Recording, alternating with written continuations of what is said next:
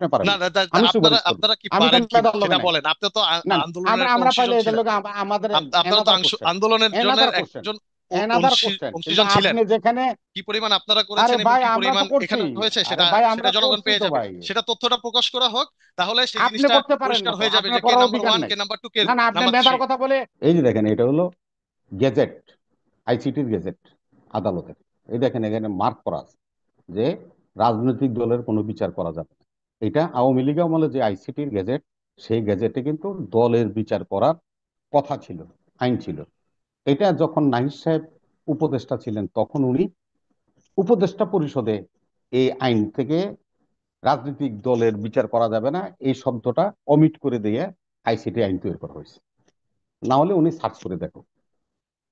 হ্যাঁ, দ্বিতীয়টা হলো যে উনি উনি উনি আপনি যে কথাটা বললেন, যে তাদেরকে যে প্রশ্নটা করলেন ওনারা তো উত্তরটা ঠিক মতো দিল না।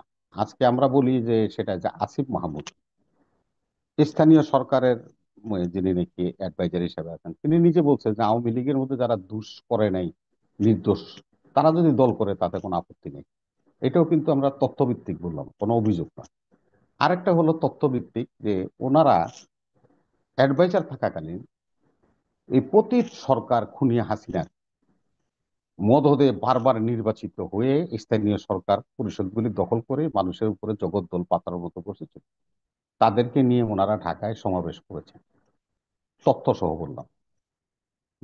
তৃতীয় তথ্যটা হলো তাসিফ নামে এক আওয়ামী শিল্পপতির ছেলেকে আসিফ মাহমুদ উত্তরের সিটি কর্পোরেশন ঢাকার প্রশাসক নিয়োগ দিয়েছে।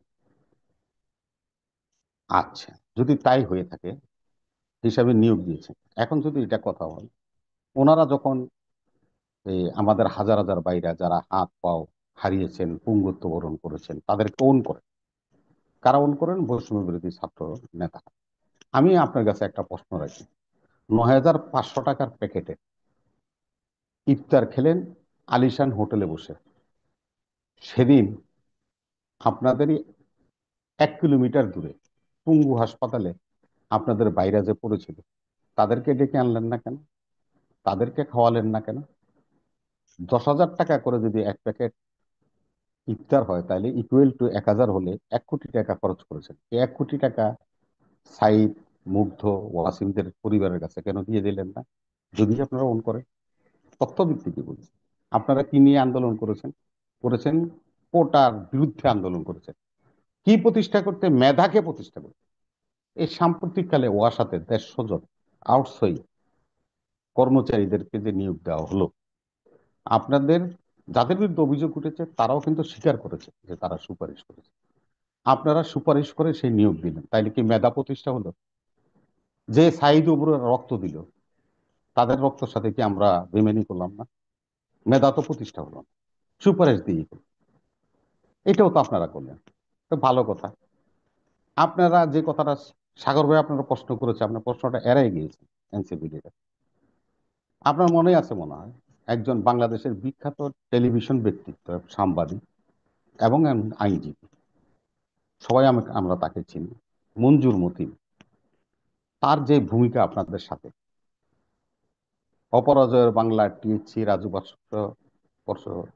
ভাস্কর্য থেকে আরম্ভ করে, যেদিন আপনারা হাইকোর্ট ঘেরাও করতে গিয়েছিলেন, সেদিন আপনাদেরকে যখন গ্রেপ্তার করে নিয়ে যেতে চেয়েছিল হাইকোর্ট থেকে পুলিশ, সেখানে তো উপস্থিত ছিল ব্যারিস্টার খোকন, মাহবুদ্দিন খোকন এবং এই মঞ্জুর মতিন। তারা তো গাড়ি থেকে, পুলিশের ভ্যান থেকে ছাত্রদেরকে নামিয়ে নিয়ে রেখে দিয়েছিলেন, তাদেরকে নিতে দেন নাই। সেই লোকটারে তো কোথাও উপদেষ্টা পরিষদের নাম দেখলাম না। এবং তথ্য সংস্কারের একটা কমিশন করেছেন, সেই কমিশনের প্রধান করেছেন মিস্টার সামহাও কামাল, তাকে লন্ডন থেকে নিয়ে এসেছেন। তো এই মঞ্জুর মতিন নিজেই তো একজন সাংবাদিক, প্রথিতযশা সাংবাদিক, তাকে কেন ওই সংস্কার কমিশনে প্রধান করা হলো না, রাখা হলো না? আমরা মাহাতাবকে জানি, সে মাহাতাবকে আজকে কোথায় রেখেছেন আপনারা? কোথাও তো রাখেন নাই। আমরা যদি আজকে বলি, হাসনাত আবদুল্লাহ সাহেব আজকে একটা স্টেটমেন্ট দিয়েছে, এবং যে ভাষায় উনি বলেছেন, আমি এটা আসলে খুব দুঃখ পেয়েছি। উনি বলছে ডক্টর ইনুস, ডক্টর ইনুস, আপনি ডক্টর ইনুস, আপনি স্মরণ রাখবেন 5ই আগস্ট আওয়ামী লীগের মৃত্যু হয়েছে। আপনি বা ক্যান্টনমেন্ট কেউই যদি সুপারিশ করে আওয়ামী লীগকে এই বাংলায় প্রতিষ্ঠা করতে চান, তা আমরা মেনে নেব। ডক্টর ইউনূস সাহেব আপনাদেরই ফসল। আপনারা তাকে ফ্রান্স থেকে ডেকে এনে প্রধান উপদেষ্টা করেছেন।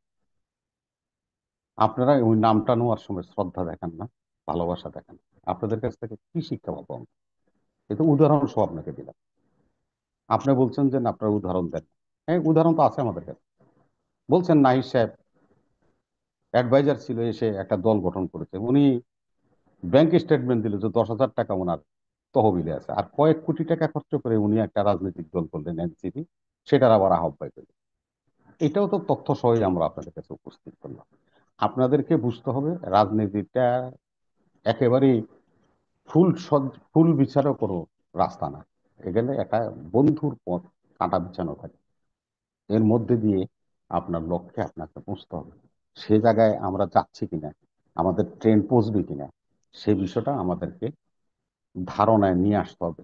আপনি যদি আপনার তথ্যটা উপস্থাপন করেন, তাহলে আমি খুশি হব। আমি তো তথ্য সহ আপনাকে বললাম যে এই কাজগুলি আপনারা ইদানিং কালে করেছেন, যেটা একটা রাজনৈতিক দল প্রতিষ্ঠা হওয়ার পর আপনাদের করা উচিত না। আওয়ামী লীগকে তো আপনারা প্রতিষ্ঠা করে, আপনারা কেন ওই সমস্ত খুনি, দাগী, বদমাইশ চেয়ারম্যান মেয়রদেরকে এনে ঢাকায় মিটিং করলেন? কি কারণে করলেন? আওয়ামী লীগের শিল্পপতির ছেলেকে কেন আপনারা প্রশাসক নিয়োগ করলেন? এবং এখন আপনারা সে সমস্ত পতিত, সরকারের পতিত চেয়ারম্যান মেয়রদেরকে প্রশাসক করার জন্য আপনারা একটা বিল পাস করেছেন, এবং এই রোজার পর থেকেই মনে হয়, আগামী মাস থেকে মনে হয় এটা এক্সিকিউট করবেন, এবং তাদেরকে আবার তাদের পুনরায় রাজ সিংহাসনে বসাবেন।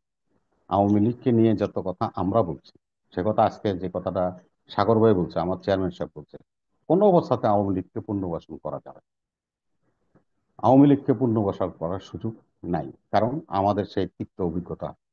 7,000 কর্মী, ইলিয়াস আলী, চৌধুরী আলম সব গুম হয়েছে, যাদেরকে আমরা খুঁজে পাই না।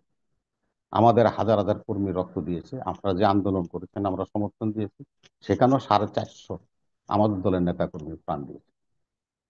আমরা এত ছেঁচা খাইছি, এত মাইর খাইছি, এত লাঞ্ছিত হয়েছে, এত বঞ্চিত হয়েছে কার দ্বারা? শেখ হাসিনা এবং তার দল আওয়ামী লীগ দিয়ে।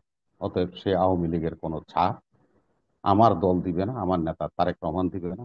যদি কখনো ভুল করে দিয়ে থাকে, আমি একজন নগণ্য কর্মী হিসাবে সেদিন থেকে সেলুট করে বিএনপি করা ছেড়ে দিব। ধন্যবাদ। জি, আপনাকে অনেক ধন্যবাদ।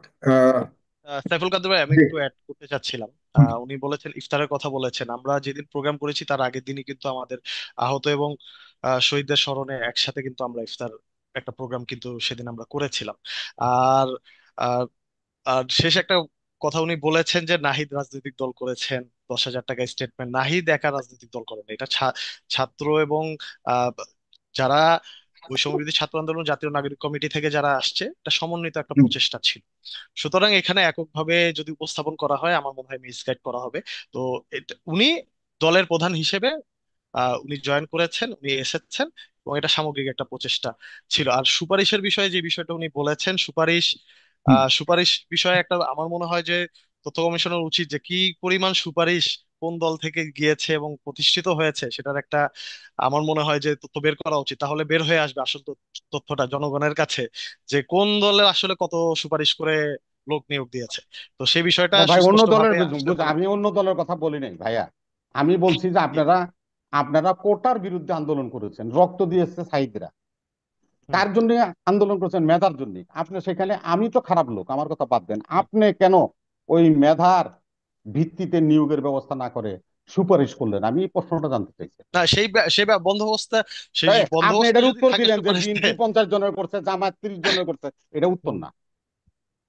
না, না, না, আপনি এই যে ব্যাখ্যা দিয়েছেন সেই ব্যাখ্যার বিপরীতে তো আমিও বলেছি। আপনি তো আপনার মতো বলেছেন, আমি আমার মতোই বলছি, যে সেটা পরিষ্কার হয়ে যাক, তাহলে জনগণের কাছে পরিষ্কার বার্তাটা চলে যাবে যে আসলে সুপারিশটাতে কারা এগিয়ে আছে, সুপারিশটাতে কে নাম্বার ওয়ান, কে নাম্বার টু, কে আর নাম্বার সবাই থ্রি আছে। সুপারিশ করবে, আপনি করতে পারেন না। আপনি পারেন না, আপনি জি। মেধার সাথে বেইমানি করতে পারেন না, আপনি পারেন না, না। না, আমি আপনারা সুপারিশ করবো। আপনারা কি আমি তো পারেন কিনা মেধার লোভে সেটা নাই। বলেন। আপনি তো না, আন্দোলনের আমরা একটা আমরা পাইলে অংশীজন এদের ছিলেন। লোক আমাদের আপনারা তো এনাদার কোশ্চেন, আন্দোলনের জনের এনাদার কোশ্চেন, একজন এনাদার কোশ্চেন। কিন্তু অংশীজন ছিলেন।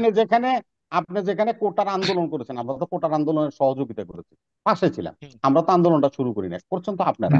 কোটা না মেধা, জি। মেধা না কোটা, এটাই তো স্লোগান ছিল আপনাদের। তো সেই জি। মেধাকে কেন আপনারা সুযোগ দিলেন না, সেখানে আপনারা তো সুপারিশ করতে না পারেন না। সেটা না না, সেই আপনারা সুযোগটা তো কি ফেরেশতা, আপনারাও দিয়েছেন কিনা আপনারাই সেটাও একটা আপনারা বিষয় বুঝতে আপনারা হবে। আপনারা আমি আপনার ফেরেশতা, সাথে ডিবেটে যেতে চাই না, বাট আপনারা আপনি ফেরেশতা, আপনারা আপনি ফেরেশতা, ওই বিষয়টা আপনারা এটা আপনার করতে পারেন নিজেকে না। প্রশ্ন করেন, তাহলে শয়তানরা করতে আপনিও পারে, অ্যান্সারটা আপনিও অ্যান্সার পাবেন এই যে অ্যান্সার আপনারা কি এইভাবে পরিমাণ অ্যান্সার হয় না। করেছেন, কি পরিমাণ আপনারা আরে করেছেন এবং ভাই কি আমরা তো পরিমাণ করছি, এখানে হয়েছে আরে সেটা ভাই সেটা আমরা জনগণ করছি পেয়ে তো যাবে। ভাই। সেটা তথ্যটা প্রকাশ করা হোক, তাহলে সেই আপনি জিনিসটা করতে পারেন পরিষ্কার না তো, হয়ে যাবে যে আপনার কে করার নাম্বার অধিকার ওয়ান, নাই। কে নাম্বার টু, কে না না, আপনি নাম্বার মেধার থ্রি। কথা বলে, আপনি মেধার জি, কথা বলে ধন্যবাদ, সুপারিশ করতে পারেন না। ধন্যবাদ। আমি মেধার কথা বলিনি কোনোদিন, আপনি বলছেন। ওকে, না, ওই দাঁড়াও মেধার আন্দোলনে তো আপনিও আসছিলেন, দাঁড়াও, তাহলে আব্দুল আপনিও সালাম তো যুক্ত একমত হবে। প্রকাশ আরে আজকে করেছেন। তো আমি মেধার আন্দোলন আসি নাই, আমি হাসিনা ঠিক আছে। উৎখাতের আন্দোলনে আছি। জি, না হাসিনা উৎখাত এক দফা তো জি আমরাও ছিলাম। জি এট দ্য জি সেম টাইম সেটা হলো আমরাও অন্য ছিলাম। জিনিস, আব্দুল আর সালাম এই যুক্ত হন, কোটার প্লিজ। সেই আব্দুল আন্দোলন ক্ষেত্রে হলো সালাম আপনি অন্য এই যুক্ত হন, জিনিস। দুইটা তো এক প্রশ্নটা করতে করেন পারেন না। প্লিজ। আব্দুল সালাম কোটার যুক্ত হন। আন্দোলন আর উৎখাতের আন্দোলন এক না। আমি আমি কিন্তু আরেকটা জিনিস স্পষ্ট লাইন, আমি আরেকটা যারা মনিরুল ইসলাম রবি, আপনি কি তাহলে এক কথায় যদি বলি, আপনারা কি চান কিনা দলীয়গত বা ব্যক্তিগত ভাবে যে সামনে নির্বাচনে আওয়ামী লীগ অংশগ্রহণ করুক? শুনুন, আমি শহীদ রাষ্ট্রপতি জিয়াউর রহমানের দল করি, বহুদলীয় গণতন্ত্রে বিশ্বাস করি। কে বাইরে গেল আর কে ভিতরে আসলো সেটা কিন্তু আমি বিবেচনায় আনি না। আমার বক্তব্যটা হলো একজন নাগরিক হিসাবে, কে দল থেকে অংশগ্রহণ। আজকে দেখেন, আমি আপনাকে একটা উদাহরণ দিই। হুম 1979 সালে আইডিএল নামে একটা দল হুম পার্লামেন্টে নির্বাচন করেছিল এবং সিট পেয়েছিল, মাওলানা আব্দুর রহিম, মাওলানা আব্দুল সোমান। পরবর্তীতে এই দলটাই ডাইভার্ট হয়ে জামাত ইসলাম হয়ে গেছে, যেটা গোলাম আজম সাহেব, নিজামী সাহেব, মুজাহিদি সাহেবরা এটা লিড করেছেন। এমনও তো হইতে পারে পরিশুদ্ধ আওয়ামী লীগ বাদ দেন, হুম আওয়ামী লীগ নামই নিল না, এরকম ভুতুরে একটা দল তো তৈরি করে নিতে পারে। আমরা হুম সেই জন্যই বলছি, সেজন্য আমার চেয়ারম্যানই কথাটা বলছি, আমি ক্লিয়ার করি আপনাকে। সেজন্য আমার চেয়ারম্যান বলছে কোনো অবস্থাতে আওয়ামী লীগকে পূর্ণ ভাষণ করা যাবে না। সাবের রহমান চৌধুরী আওয়ামী লীগের, সোহেল তাজ আওয়ামী লীগের, শিরিন শারমিন আওয়ামী লীগের, তার মানে কোনো আওয়ামী লীগের আমরা পূর্ণবাসন হতে দিব না। এই কথাটা একদম ক্লিয়ার, আপনারা বুঝতে চেষ্টা করেন। এই জন্যই উনি এই কথাটা বলছেন, শর্টলি বলছে, কথাটার ব্যাখ্যাটা হলো এই।